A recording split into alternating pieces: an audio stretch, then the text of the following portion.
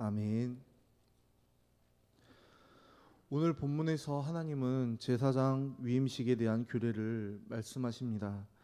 아론은 대제사장으로, 아론의 아들들은 제사장으로의 직분을 받게 되었습니다. 이 직분은 위임할 때 어떤 절차를 거쳐야 하는지 자세히 설명해 주시고 계십니다. 죄 많은 사람이 어떻게 제사장으로 위임받을 수 있는지를 우리가 함께 오늘 말씀을 통해 살펴보면서 오늘날 성도된 우리는 거룩함을 받은 제사장으로서 오늘을 어떻게 살아가야 하는지를 함께 묵상하면서 성령님께서 깨닫는 은혜를 주시기를 소망합니다. 본문 1절에서 하나님께서는 모세에게 아론과 아론의 아들들에게 제사장 직분을 위임하여 그들을 거룩하게 하라고 말씀하십니다.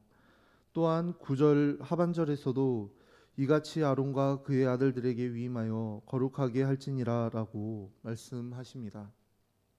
이는 아론과 그의 아들들이 어떤 자격이 있거나 거룩해서가 아니라 하나님께서 거룩하게 하시는 것임을 보여주는 장면입니다.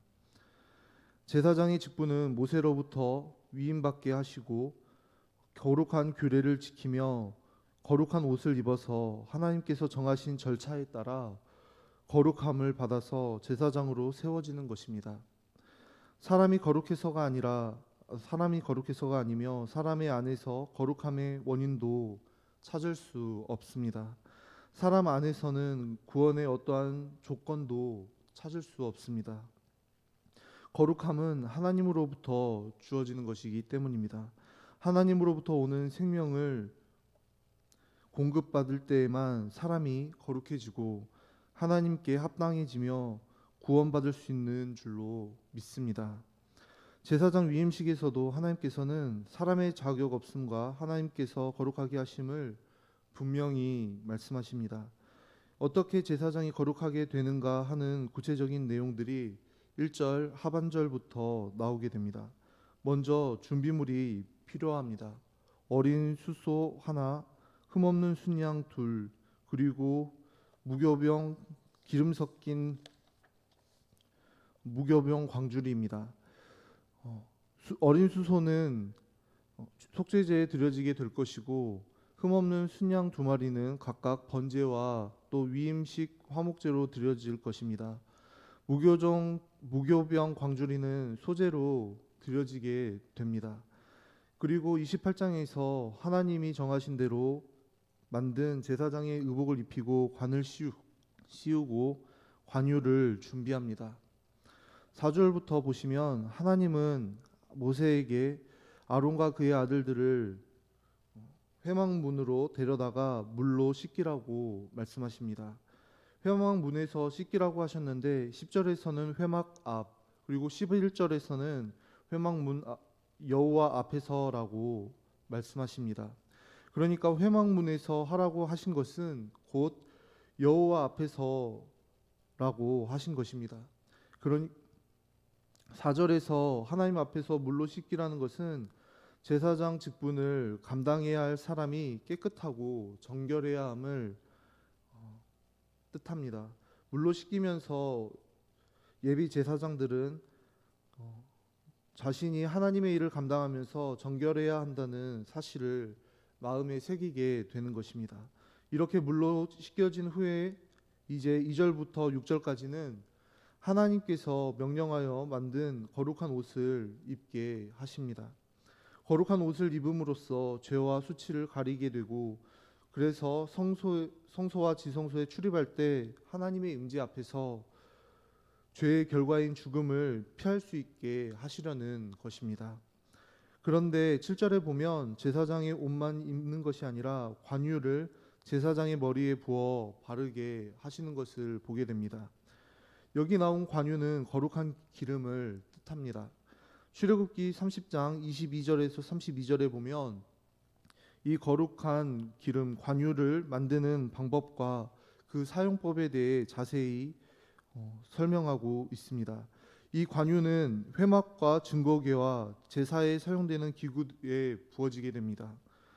또 하나님의 임재를 상징하는 장소와 하나님께 드리는 제물에 닿는 것들에 사용되는 것임을 볼 수 있습니다. 그러니까 이 기름에 부어지는 것은 거룩하게 구별된다는 의미가 담겨 있는 것입니다. 구약에서 사람에게도 이 관유가 부어지게 되는 경우를 우리는 성경을 통해 보게 되는데요. 바로 제사장, 선지자, 왕에게 그 직분을 위임하여 왕을 세울 때 부어지게 됩니다. 아론과 그의 아들들은 제사장으로서 그 기름이 부어졌습니다.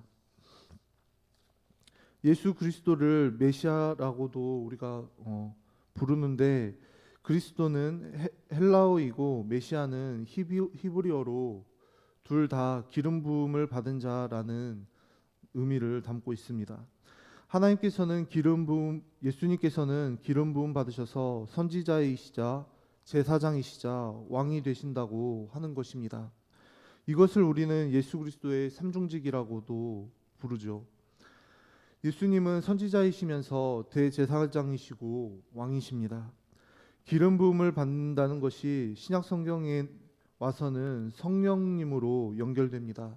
이사야 61장 1절에 보면 주 여호와의 영이 내게 내리셨으니 이는 여호와께서 내게 기름을 부으사라고 하면서 여호와의 영을 기름과 연결시켜서 말씀하고 있습니다. 이 구절은 그리스도의 오심을 예언하는 말씀이기도 한데요. 누가복음 4장 18절에서 이 말씀을 예수님께서는 인용하십니다. 주의 성령이 내게 임하셨으니 이는 가난한 자에게 복음을 전하게 하시려고 내게 기름을 부으시고 라고 말씀하십니다. 주의 성령과 기름을 예수님 자신에 대한 예언의 말씀과 연결시키시면서 성령과 기름을 연결시키십니다. 그리하여 제사장의 위임식에서 물로 씻김 받고 기름 부어지는 그 모습이 예수님께서 세례 받으시는 장면과도 오버랩 되어지기도 합니다. 아론은 죄가 가득한 인간이었기 때문에 물로 씻어야 했습니다. 아론과 그의 아들들은 죄인이었기 때문에 죄가 가득한 인간이었기 때문에 물로 씻어야만 했습니다. 그러나 예수님은 인간의 몸을 입고 오셨지만 죄가 없으신 분이셨기에 하나님의 아들로서 죄가 없으신 분이셨기에 물로 씻음 받는 세례를 받으실 필요가 없으셨습니다. 그래서 세례 요한은 그 사실을 너무도 잘 알고 있었기 때문에 예수님께 물로 씻음 받는다면 예수님이 아니라 자신이 오히려 예수님께 세례를 받아야 한다고 했던 것이죠. 하지만 예수님께서는 그와 같이 하여 모든 일을 이루려 한다고 세례 요한에게 말씀하시며 세례를 받으십니다. 예수님께서 세례 받으실 때 어떤 일이 벌어질까요? 어떤 일이 벌어집니까? 마태복음 3장 16절에 보면 예수께서 세례를 받으시고 곧 물에서 올라오실새 하늘이 열리고 하나님의 성령이 비둘기같이 내려 자기 위에 임하심을 보시더니 아론이 물과 기름으로 정결하게 되고 거룩하게 된 것처럼 예수님께서는 물로 세례를 받으시고 자신 위에 하나님의 성령이 비둘기같이 내려 임하심을 보셨습니다. 이는 예수님께서 성부 하나님으로부터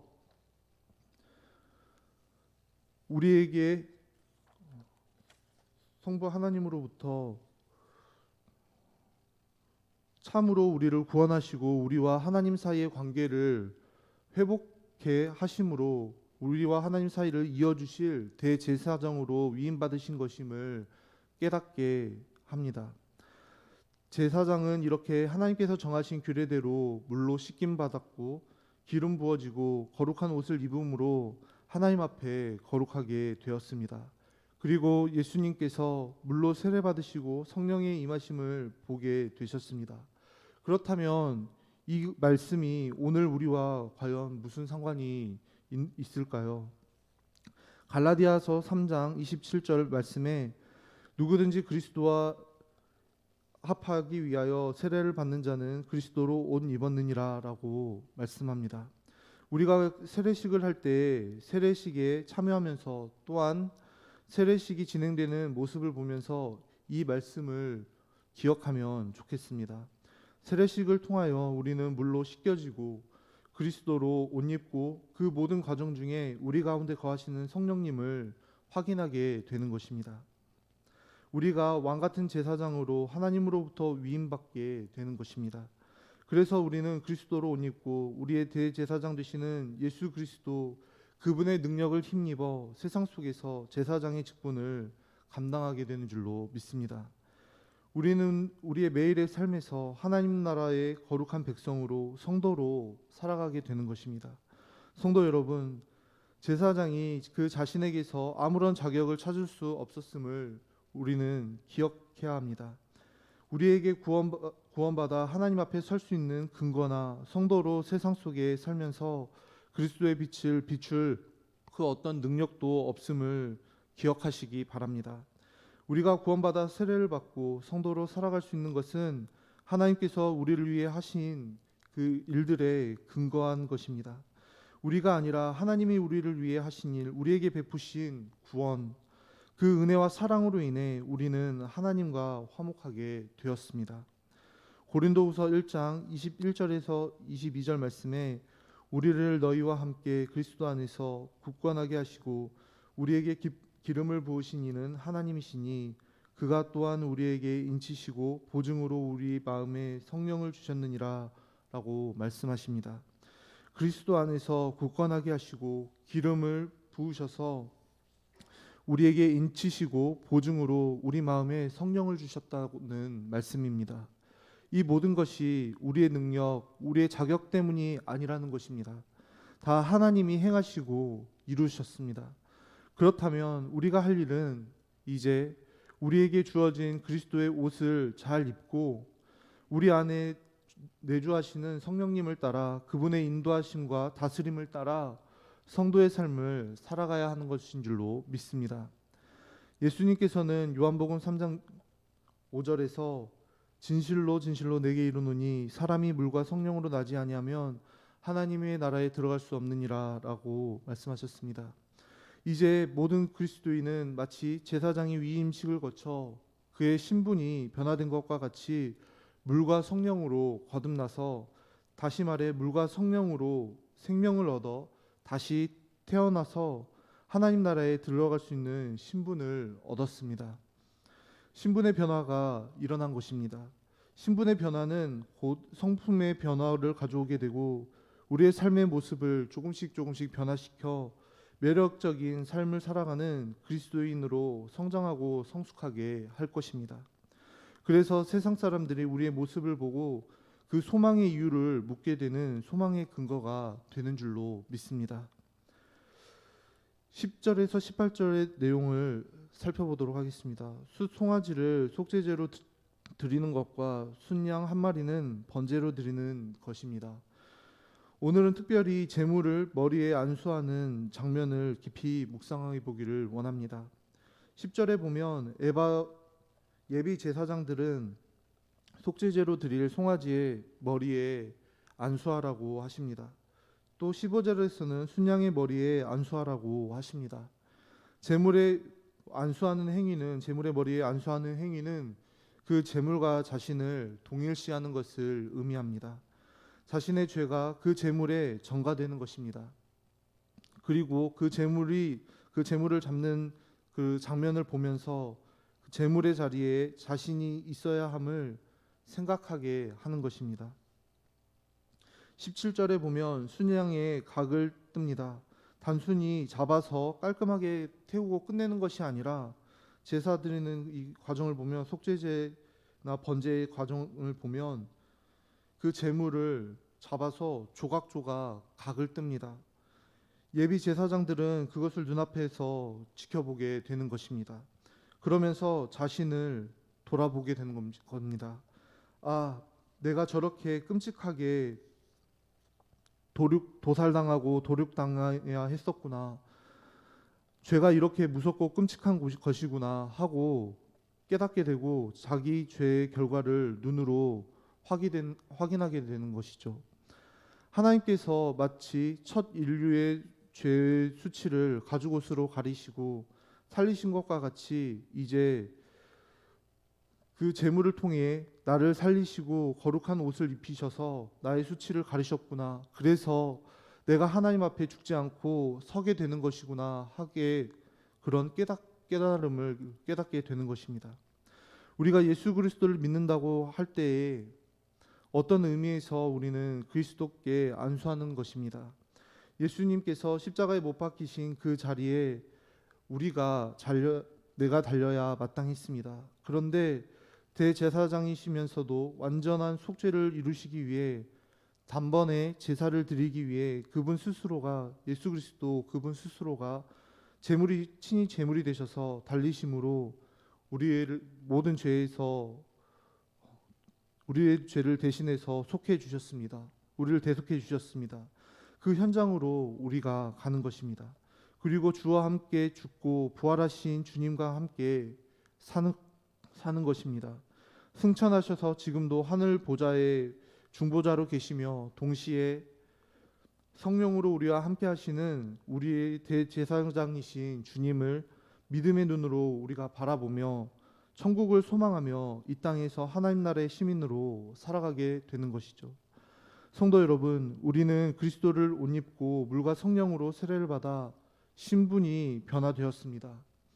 우리를 위하여 십자가에 달리신 하나님의 어린 양 예수 그리스도로 말미암아 그분의 영광이 우리의 것이 되었습니다.